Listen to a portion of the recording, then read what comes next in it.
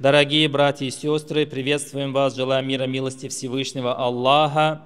Сегодня хотел бы затронуть такую важную, нужную тему.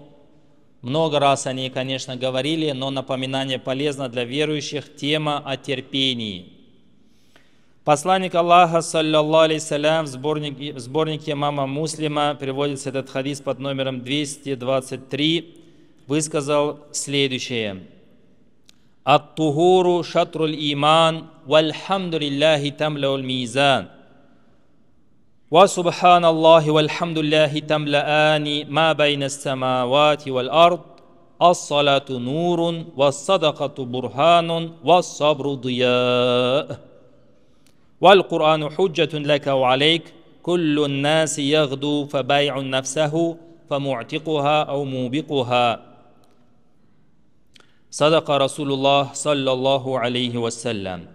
Посланник Аллаха говорит, что ат-тахур, чистота и очищение, это есть половина веры. Слова «Альхамдулилля», вся хвала и благодарность Аллаху. Слово «Альхамдулилля» заполняет весы. Слова «Субханаллахи вальхамдулилля», Аллах пречист от всех недостатков, вся хвала принадлежит Ему, заполняют брешь между небом и землей. Ас-салату нур, намаз, молитва – это есть свет. Вас-садакату бурхан, милостыня, пожертвование на пути Аллаха – это есть аргумент, доказательство. Вас-сабру дия, а терпение – это есть свет, это есть сияние. Хадис продолжается. Аль-Курану худжатун лака ва алейк. Коран будет свидетельством за тебя или против тебя. И каждый человек рано утром просыпается и продает свою душу, точнее, использует свой потенциал в том или ином. Фаму'тикуха, некоторые освобождают себя, освобождают от проблем в этом мире, от мучений в аду. Ау мубикуха, или подвергают себя опасностям, трудностям в этом мире и подвергает себя, наузубилля, пусть Аллах всех нас сохранит от плохого конца, подвергает себя адским мучениям. Ключевая фраза в этом хадисе – это ас-сабру дия, терпение – это сияние. Часто Аллах Тааля, безусловно, Аллах Тааля испытывает нас, испытывает в разных отношениях, в личностном плане, в семейных отношениях, в финансовом плане, в плане здоровья. В общем, испытания Аллаха, они многогранны, ибо Он обещал, а'удhu билляхи минаш шайтанир раджим, бисмиллахир рахманир рахим, ва наблюкум бишшарри валь хайри фитна. Мы будем вас испытывать как злом, так и добром в качестве искушения, в качестве испытаний. И часто бывает, что люди эти испытания не готовы пройти.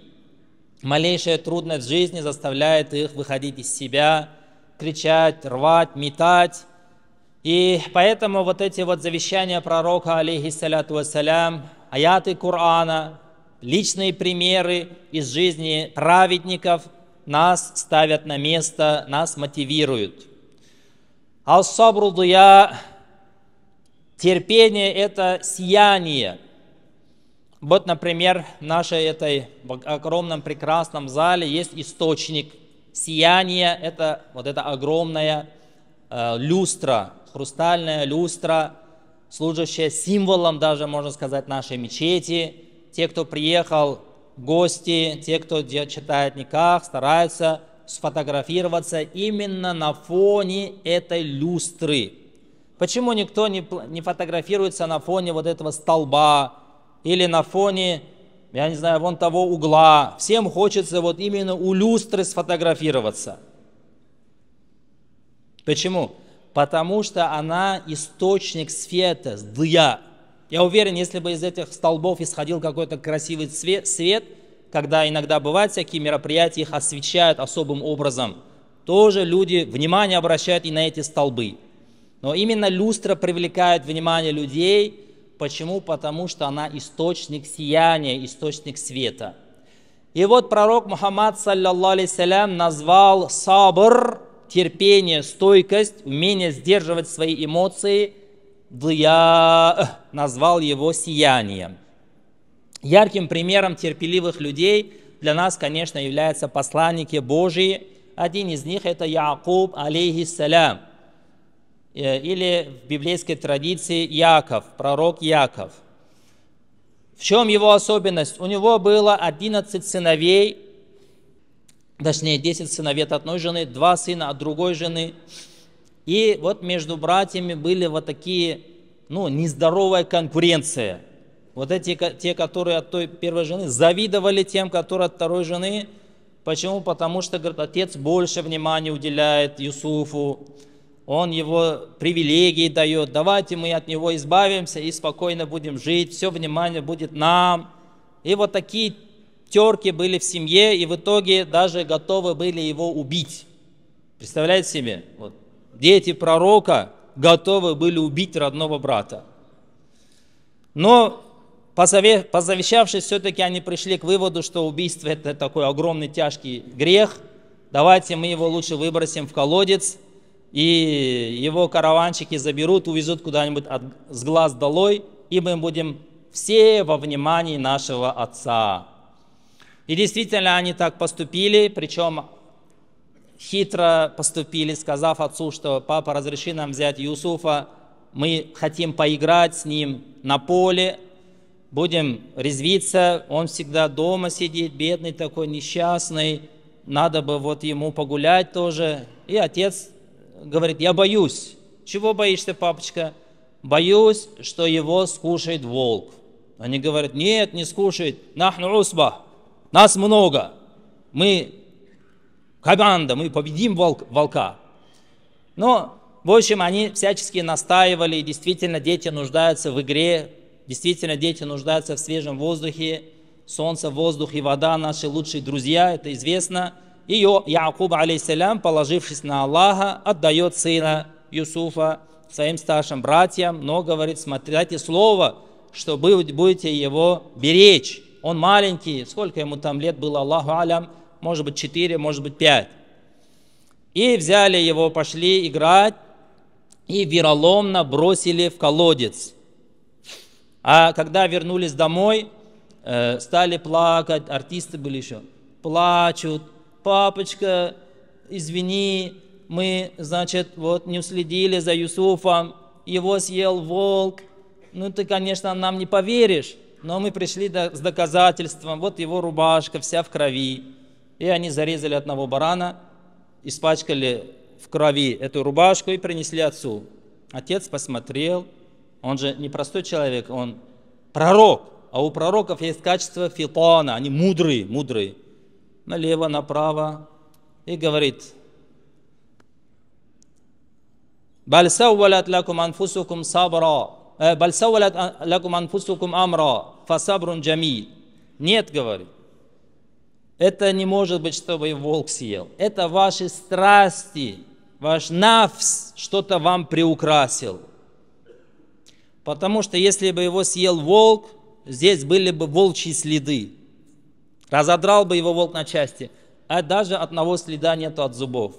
И он сказал красивые слова, и эти слова нам надо каждому иметь в своем сердце и их повторять в таких вот трудных ситуациях, когда мы никак на нее повлиять не можем, на ситуацию.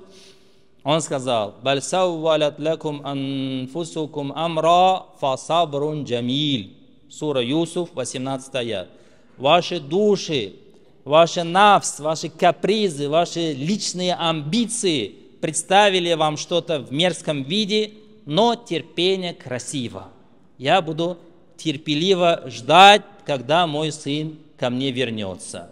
И что очень интересно, он не стал их ругать, поносить, читать на них баддуа, читать на них проклятие. Он сказал, «Фасабрун джамиль», терпение прекрасно. И действительно он показал пример терпеливого человека. Прошло около 20-30 лет.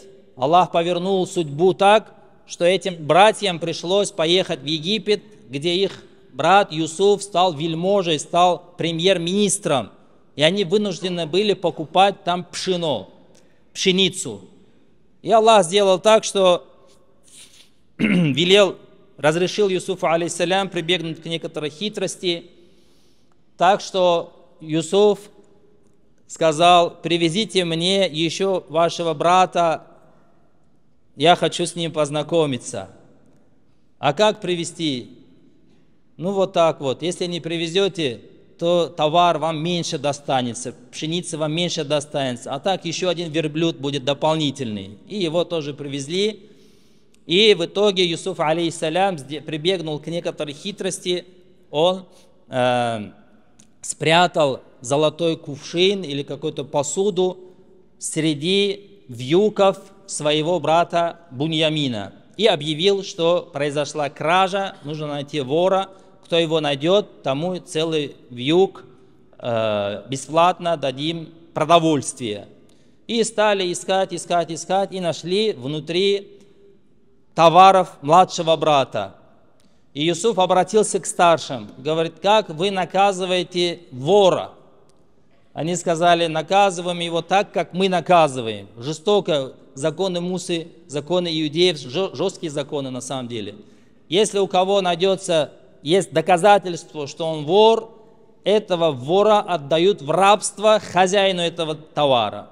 И тогда он сказал: я забираю вашего брата себе в рабы. Они не знали, что делать, потому что они дали обещание, что они этого тоже будут беречь. Поклялись Аллахом: мы не позволим, чтобы с ним что-то случилось. И когда такая ситуация случилась, и они сказали: о, уважаемый вельможа, возьмите нас, мы готовы отдать себя в рабство, только отдайте нам братишку, его ждет там отец, он старый. Он сказал: нет, мы не можем забрать другого, кто своровал, тот должен отвечать. И в итоге вот эта вся длинная история, длинная судьба, когда братья приехали к отцу, а один старший братьев сказал: я не уеду, пока ситуация не прояснится. Я дал слово Аллаху, дал слово отцу, я никуда не уеду, я остаюсь здесь. И он остался смотреть, наблюдать, что будет происходить дальше. И в итоге, когда братья приезжают к Якубу, алейхиссалям, опять говорят: вот, папочка, извини, расплакались все, мы не смогли удержать, мы ничего не знаем, так вот случилось.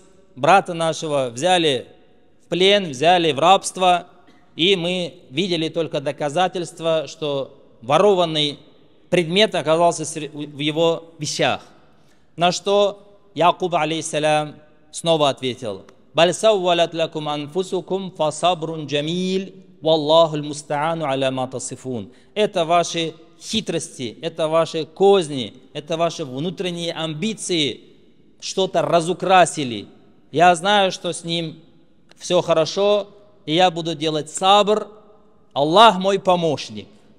И через какое-то время Юсуф, алейхиссалям, берет своего брата Буньямина и говорит: ана Юсуф, я есть Юсуф, а ты Буньямин, узнаешь меня? Нет, говорит, вот я Юсуф. Как так? Ты стал таким большим человеком?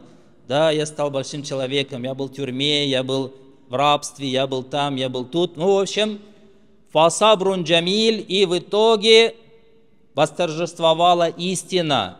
И когда уже в следующий раз братья приехали, все прояснилось, все стало ясным, и Юсуф, алейхиссалям, дал свою рубашку, говорит: отвезите моему отцу, положите ему на лицо, и он прозреет, потому что он от переживания, от плача потерял даже зрение. Таким образом, вот Якуб, алейхиссалям, и его слова «Баль саввалат лакум анфусукум амра фасабрун джамиль» является важным, нужным фундаментом в нашей жизни. В жизни бывают разные испытания, разные трудности, как финансовые, семейные, личные.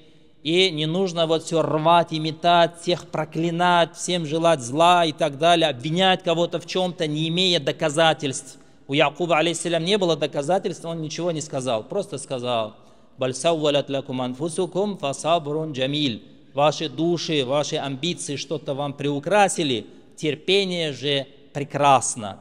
И в итоге, когда привезли эту рубашку, он понюхал его, вспомнил своего сына и по милости Аллаха прозрел, и истина восторжествовала. И Юсуф, алейхиссалям, своим братьям сказал: идите, привезите папу, привезите маму, сами приезжайте с семьями, давай, хватит там жить в пустыне, живите вот здесь, среди рек, среди хороших условий жизни. И таким образом, каждый из нас, если немножечко наберется терпения и будет красиво терпеть, это терпение, как вот эта люстра, озарит его жизнь. Когда человек переходит все границы, начинает рвать и метать, унижать, мстить, унижать, больше, чем его обидели, обижать других, тогда вражда не прекращается и перерастает в личную вражду, потом в родовую вражду, потом государственную вражду, и начинаются войны, начинается кровопролитие, начинаются ссоры, которые очень тяжело остановить. Поэтому просим Аллаха Субхану Тааля, чтобы Он нам самим и нашим близким, и всем верующим людям дал терпение. Аллахума африх алейна сабран, ва thаббит акдамана, вансурна аля аль-каумил кафирин. Аллахума, о Аллах, ниспошли на нас терпение, укрепи наши стопы и дай нам победу над неблагодарными. Айбад Аллах, о рабы Аллаха, так Аллах нам дает назидание. Уду Аллаха, делайте дуа чаще больше, наши дуа принимаются. Уду Аллаха ястаджиб лякум.